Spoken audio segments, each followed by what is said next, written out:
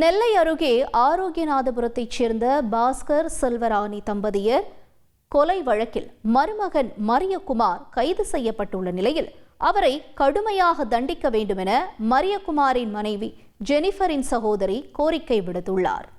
கணவன் மனைவி பிரச்சனை தான் பிரிஞ்சுங்க. எங்கள் அம்மா தான் கூட்டி வச்சிருக்குன்னு சொல்லிட்டு எங்கள் அம்மாவும் எங்கள் அப்பாவையும் கொண்டுட்டாவே. 2 பசங்க இருக்குது, ஒரு பொட்டை பிள்ளையும் ஒரு பையனும் இருக்குது.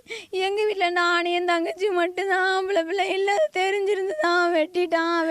அம்மா அப்பா போன உயிர் காரத்துக்கு விட மாட்டேன் அவனை ஆயுள் தண்டையில் போட்டே ஆகணும். எங்கள் அம்மா அவனை வெட்ட தான் போகிறேன்னா எம்மா உனைய வெட்ட வாராங்கம்மா அப்படின்னு சொன்னேன். அவன் வெட்ட மாட்டான்னு நினச்சி அசால்ட்டாக விட்டுட்டான். அவன் வெட்டியே கொண்டுட்டான். நான் என்ன செய்தேன்னு பாரு, நான் சொன்ன மாதிரியே செஞ்சு. செய்திகளை உடனுக்குடன் தெரிந்து கொள்ள உடனே சப்ஸ்கிரைப் பண்ணுங்க.